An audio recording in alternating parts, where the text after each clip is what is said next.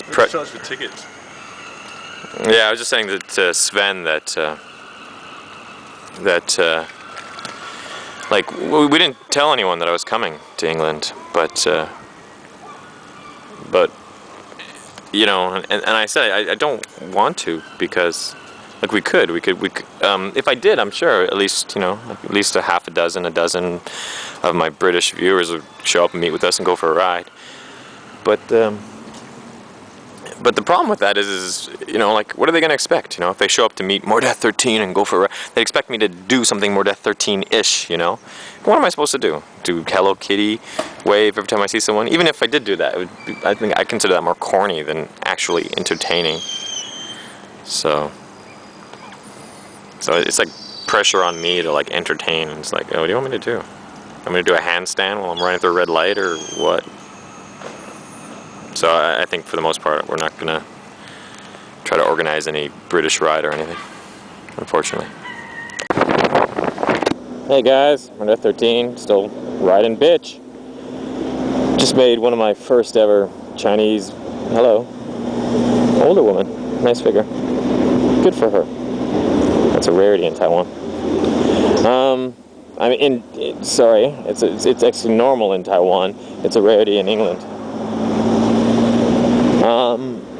I don't know, so far I've only been in England one day. I've been in England for about 24 hours, and he's checking his pockets. Doing a pocket check. Doing another pocket check. Where's my wallet? Did anything fall out? What did I lose? It sucks being, that's one thing motorcyclists do a lot. I lost my cell phone once while riding.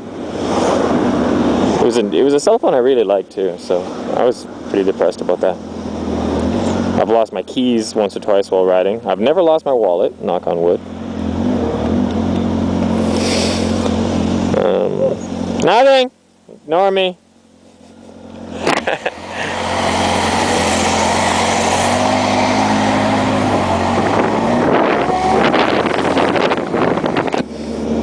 For sale, there you go.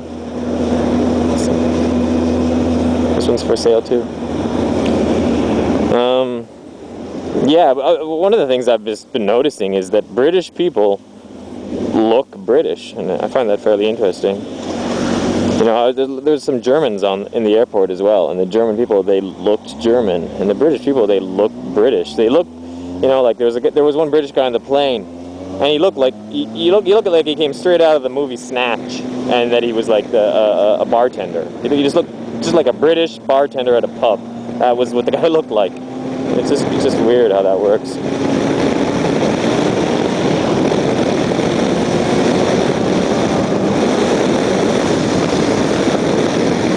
It's weird, you know, like, you know, you'd think that, you know, we're in Brighton right now, and Brighton, we were just riding through Brighton, and it was mostly white people, Caucasian people, and you know, and you go to my city in Canada, which is Winnipeg, and that's mostly white people.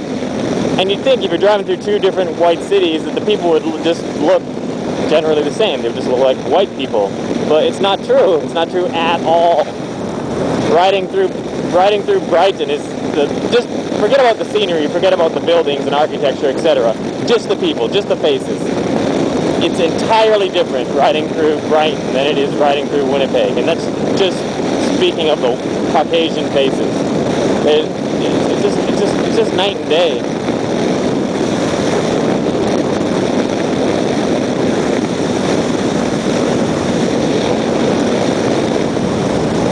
I love that windmill. A British windmill. Although it doesn't turn for some strange reason. We saw it this morning, it wasn't turning. We saw it now, it's not turning.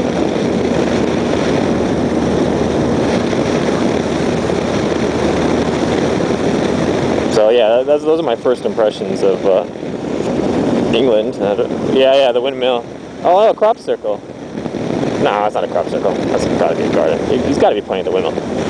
Pointing at the windmill, right? Yeah, I saw that on the way out as well. But I just mentioned it.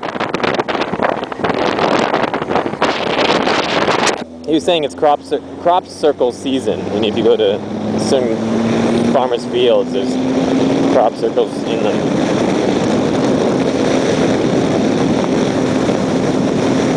guess it makes sense. You got Stonehenge here, which is probably, you know, the aliens helped out build, and then on top of that you have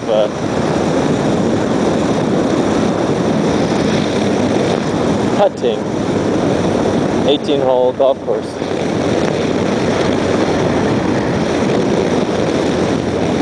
Yeah. Alright, that's it for this vlog. I'm not too talkative right now, evidently.